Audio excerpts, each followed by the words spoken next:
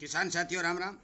आशा और उम्मीद करता हूं कि आप सब ठीक ठाक हो। साथियों, आज हम चर्चा करने जा रहे हैं गेहूं की बिजाई के ऊपर, क्योंकि धीरे धीरे आप सभी को पता है कि गेहूं का सीजन जो बिजाई का शुरू होने जा रहा है। सरसों की बिजाई के बाद, चने की बिजाई के बाद किसान गेहूं की बिजाई करने की शुरुआत करने जा रहा है। मैं गेहूं की बिजाई करते समय जो किसान को सावधानियां बरतनी चाहिए, जो अच्छे उत्पादन लेने के लिए काम करने चाहिए, उस बारे आज इस वीडियो में जानकारी देने जा रहा हूं। मैं आपको बता देना चाहता हूं कि वैसे तो गेहूं की बहुत भारी भरकम वैरायटियां हमारे भारत में अपने अपने क्षेत्र के हिसाब से विकसित की गई हैं, अच्छी पैदावार दे रही हैं और किसान उनको लगातार लगा भी रहे हैं। परंतु फिर भी मैं बता दूं कि आपको किस वैरायटी का चयन किस खेत में करेंगे तो आपको बेनिफिट होगा, आपको फायदा होगा, और किस हिसाब से बीज को उपचार करके अपने खेत में बिजाई करेंगे, कितनी खाद की मात्रा देंगे, तो आपको ठीक ठाक उत्पादन मिलने की संभावना बनेगी। और मैं इसी तरह की जानकारी किसान हित में लगातार इस जागरूकता अभियान रूपी चैनल पर किसान के सामने वीडियो के माध्यम से पहुंचा रहा हूं, और उम्मीद करता हूं कि आप इस तरह की जानकारियों को हर किसान तक पहुंचाएंगे। इस चैनल को सब्सक्राइब करके इसके साथ जुड़ेंगे ताकि आगे आने वाले तमाम फसलों के रोग, बीमारी, भाव, प्रोडक्शन के बारे में आपको समय पर जानकारी मिलती रहे। साथियों, शेयर करने से किसान को फायदा होता है, क्योंकि यदि हम शेयर करेंगे तो हर किसान तक ये बातें जाएंगी, हर किसान जागरूक होगा और उसे अनेक वैरायटियों के बारे में जानकारी मिलेगी।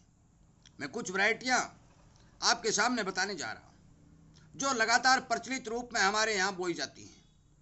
2967 है, 3386 है, 3385 है, 3369 है, 3226 है, 2851 है, 303 है, 222 है, 826 है, 711 है, 15 नंबर है, 183 नंबर है और 17 नंबर है। काफ़ी वैरायटियां जो है अलग अलग क्षेत्र में, राजस्थान की यूनिवर्सिटियों ने अलग निकाल रखी हैं, पंजाब की यूनिवर्सिटियों ने अलग निकाल रखी है, मध्य प्रदेश, महाराष्ट्र की अलग निकाल रखी हैं, हिसार यूनिवर्सिटी ने अलग निकाल रखी है, चरण सिंह करनाल यूनिवर्सिटी ने अलग निकाल रखी है। अपने अपने क्षेत्र के हिसाब भारी भरकम वैरायटियां गेहूं की अच्छी पैदावार देने के लिए हमारे विशेषज्ञों ने निकालकर किसान के सामने पेश कर रखी है। मैं बता दूं कि हमें कौन सी वैरायटी का चयन करने से फायदा होता है। आपके खेत के हिसाब से आप यदि वैरायटी का चयन करेंगे तो आपको 100% फायदा होगा। कैसे होगा, इसके बारे में जरा विचार किया जाए कि यदि आपकी जमीन भारी भरकम उपजाऊ है, पक्की जमीनें हैं, अच्छी जमीनें हैं, अच्छा पानी है, तो आप बोने कद की वैरायटी जिस तरह 751 है, 17 नंबर है, 2851 है, इस तरह की बोने कद की वैरायटी यदि आप लगाएंगे तो वो वैरायटियां आपको अच्छी पैदावार देने में कामयाब होंगी।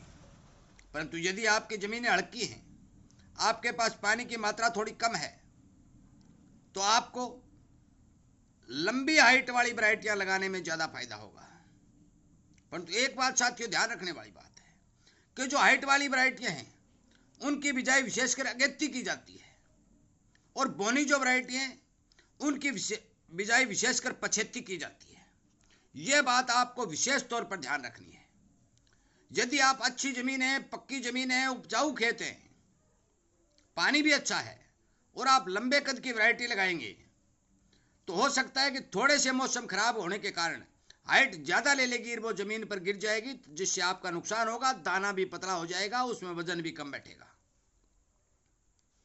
परंतु यदि लंबे कद की वैरायटी आप नरम खेतों के अंदर लगाएंगे, हल्की ज़मीनों में लगाएंगे, तो वह गिरेगी नहीं, क्योंकि वो इतना भारी भरकम कद नहीं बनाएगी और आपको पैदावार भी ठीक देगी। परंतु यदि आप बोने कद की वैरायटी को नरम ज़मीन में, हल्की ज़मीन में, हल्के पानी में लगा देंगे तो साथियों आपको पैदावार नहीं मिलेगी, क्योंकि बोने कद की जितनी भी वैरायटियां हैं वो अच्छी ज़मीनें, अच्छा पानी और उपजाऊ ज़मीनों के लिए तैयार की गई है।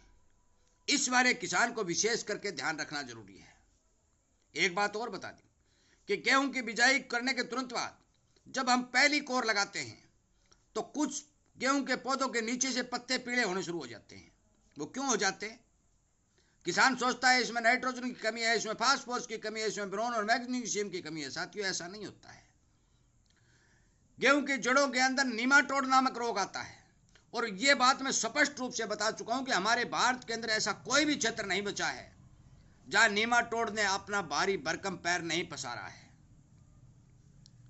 और एक बात और नोट कर लो कि 1000 प्रकार के नीमाटोड इस भारत की धरती के अंदर पैदा हो चुके हैं। और वो इनका कारण सबसे है कि किसान ने ऊपर के रोगों को ध्यान दिया परंतु जड़ के रोगों को ध्यान नहीं दिया, जिसके कारण जड़ के रोग पौधों के अंदर बहुत भारी भरकम आकर के किसान की फसल को नुकसान पहुंचा रहे हैं। साथियों, गेहूं के बीज को बिना उपचारित किए आप कतई कोई भी दाना खेत के अंदर नहीं बोएं। यह बात आपको विश्वास के तौर पर गांठ बांध के याद रखनी है। दवाई कौन सी लगानी है यह बात मैं बता दूं कि बाजार के अंदर नीमाटोड को रोकने के लिए हजारों प्रकार के प्रोडक्ट बाजार के अंदर आए हुए हैं।